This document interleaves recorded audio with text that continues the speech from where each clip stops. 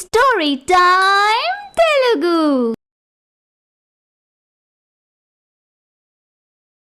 అందరికీ నమస్కారం.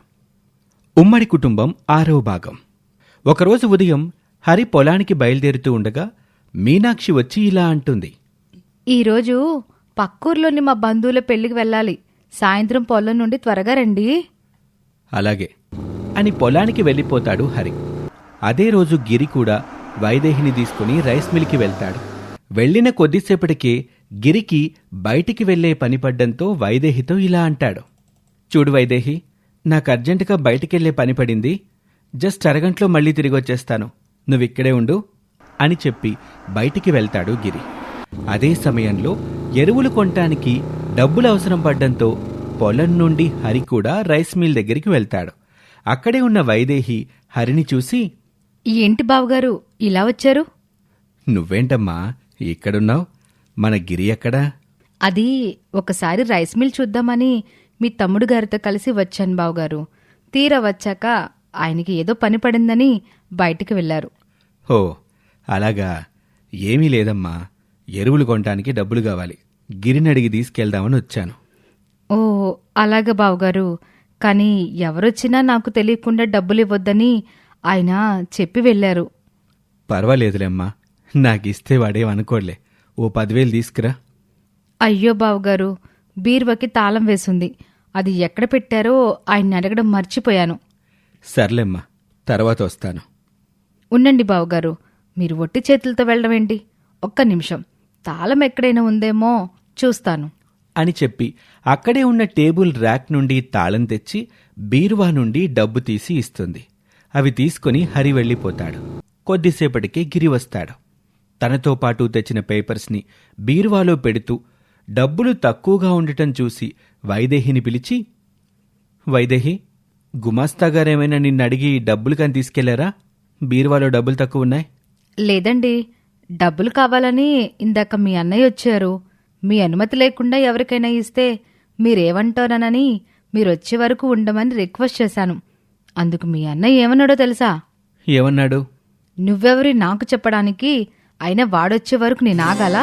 ఇది వాడి ఒక్క డబ్బే కాదు, వాడి అనుమతి అడిగి తీసుకోవడానికని ఎంత బ్రతిమిలాడినా వినకుండా తాళం తీసుకుని డబ్బు తీసుకెళ్లారండి అని చెప్పటంతో గిరి కోపంతో, నన్ను అడగకుండా అన్నయ్యకి డబ్బులు తీసుకునే హక్కు లేదని నేనన్ను, కానీ మనల్ని అన్ని మాటలంటే నాకు నచ్చలేదు అంటూ అగ్గి మీద గుగ్గిలమవుతాడు గిరి.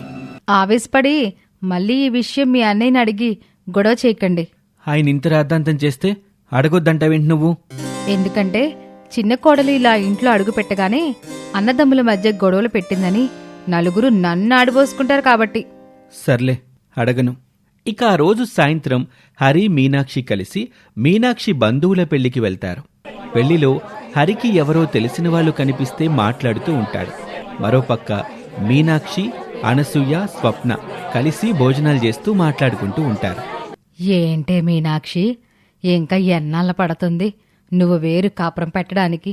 ఏమోనమ్మా, అర్థం కావడం లేదు. ఏంటే అక్క, నీ వేరు కాపురం సంగతి టీవీ సీరియల్లాగా సాగుతూనే ఉంది. ఏంటే స్వప్న, నా బాధలు నీకంత కామెడీగా ఉన్నాయా? మరి లేకపోతే ఏంటే, నిన్నగాక మొన్న పెళ్ళైన నీ చెల్లెలు దాని మొగుడుతో వేరే కాపురం పెట్టించింది. అట్లాంటిది పెళ్ళై ఎన్నేళ్లైనా నువ్వు మొగుళ్ళో మార్పు తీసుకురాలేకపోతున్నావు. సర్లే, మా ఆయన ఇటువైపే వస్తున్నాడు. ఆ గోల ఆపేసి తినండి. తిండమైపోతే బయలుదేరదాం. అయిపోయింది, పదండి వెళ్దాం. వెళ్ళొస్తానమ్మా అని ఇంటికి వెళ్ళిపోతారు. మీ అన్నయ్య వదిన గురించి మీకో మాట చెప్పాలి. అబ్బా, సరదాగా సినిమా చూద్దామని వస్తే ఇక్కడ కూడా వాళ్ల గోలెందుకు? నేను చెప్పేది వినకపోతే నష్టపోయేది మీరే. సరే, ఏంటో చెప్పు. మీరనుకున్నంత అమాయకులు కాదు మీ అన్నయ్య వదిన. ఏంటి నువ్వనేది? మీ అన్నయ్యకి చదువులేదనే కాని చాలా తెలివైనవాడు. మీ ముందు అలా నటిస్తాడు. మీ వదినికి కూడా మీపై ఉన్న ప్రేమ నిజం కాదు, ఒట్టి నాటకం. అయినా అలా చేయాల్సిన అవసరం వాళ్ళకే ఉంది. ఏముందా, మీ అన్నయ్యకి వ్యవసాయం తప్ప చదువు రాదు కనుక మిల్లులో లెక్కలు చూడలేడు. వేరు పడితే భాగంలో మిల్లు మీకే ఇవ్వాల్సి వస్తుంది. అందుకు బదులుగా అన్నయ్యకి పొలం ఎక్కువ వెళ్తుంది కదా. అలా అని మీరనుకుంటే సరిపోతుందా? ఈ రోజుల్లో వ్యవసాయంలో ఎంత కష్టపడినా మిల్లుపై వచ్చినంత ఆదాయం రాదు కదా, అందుకనే ఇప్పటి నుండి జాగ్రత్త పడుతున్నాడు. అన్నయ్య ఎందుకు ఈ మధ్య ఇలా ఆలోచిస్తున్నాడు అని భార్య మాటలకు ఆలోచనలో పడతాడు గిరి.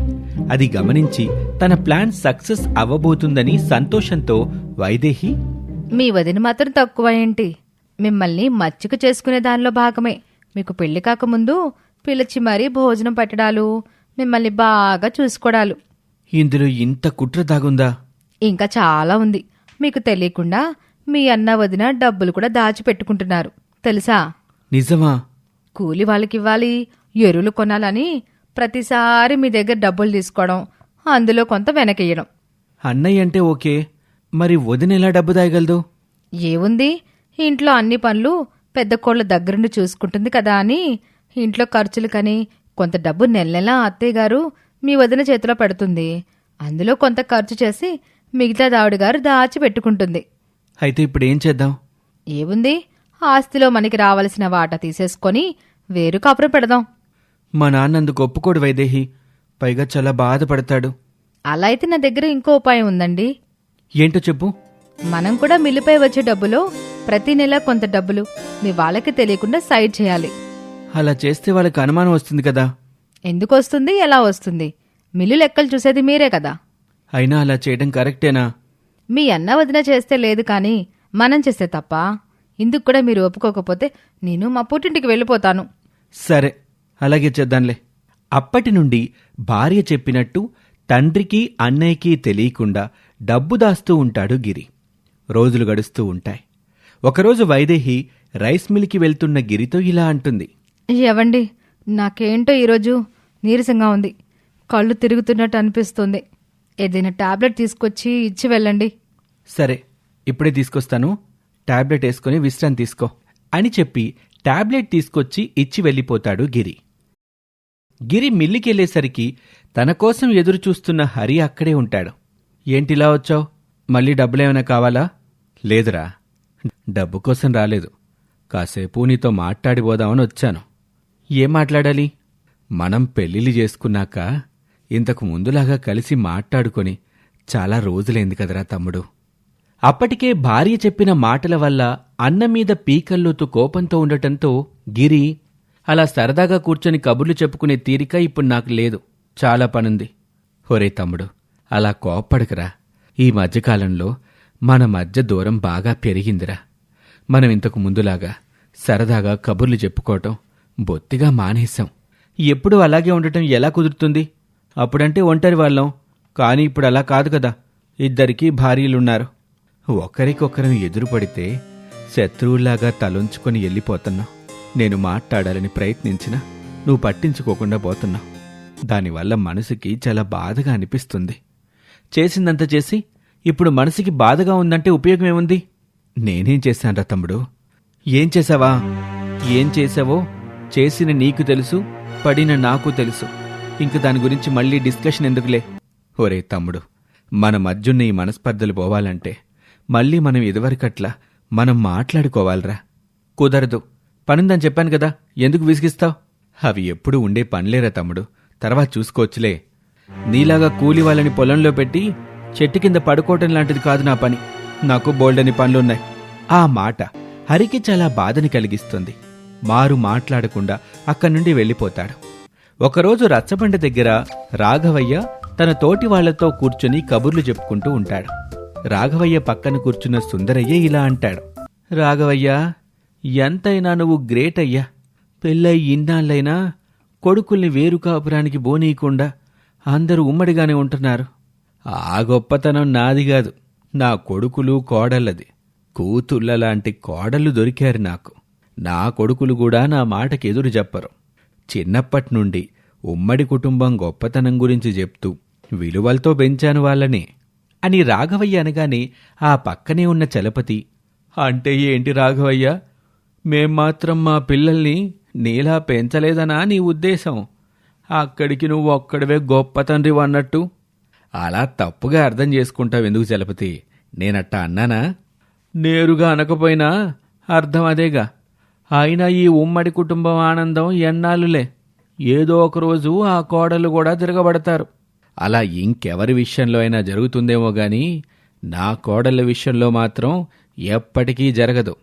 సర్లే, జరగబోయేది మేం చూడకుండా ఎక్కడికి పోతాంలే. అదే జరిగితే నా కంఠంలో ప్రాణం ఉండదు. అంత పెద్ద మాటలు ఎందుకులే రాఘవయ్య. చలపతి, నువ్వు కూడా నోరు మూసుకో. సరదాగా ఇంకేదన్నా మాట్లాడుకుందాం. ఇక ఆ తరువాత ఏం జరుగుతుందో వచ్చే భాగంలో చూద్దాం.